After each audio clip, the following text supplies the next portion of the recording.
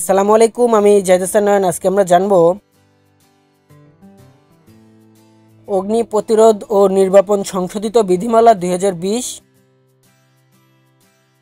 ত্রয়োদশ তফসিল, অগ্নি নিরাপত্তা বিষয়ক সাধারণ ব্যবস্থাদি পর্ব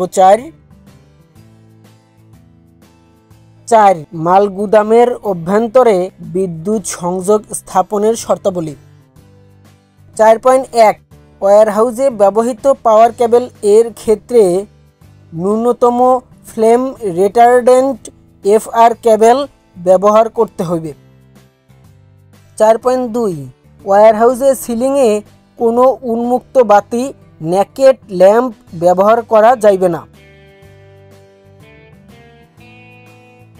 4.3 ওয়্যারহাউসে SDB সুইচবোর্ড ওয়্যারহাউসের বাইরে দেওয়ালে স্থাপন করিতে হইবে। 4.4 ওয়্যারহাউসে সারফেস ওয়্যারিং করার সময় মেটালিক কন্ডাক্ট ব্যবহার করিতে হইবে অথবা কনসিলড ওয়্যারিং ব্যবহার করিতে হইবে।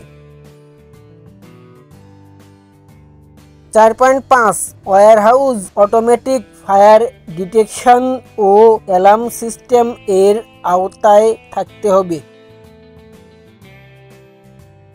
4.6 ওয়্যারহাউসের অভ্যন্তরে ব্যবহৃত বৈদ্যুতিক সাজ সরঞ্জামাদির মান BDS Bangladesh standard IEC international electrotechnical commission standard অনুযায়ী হইতে হইবে।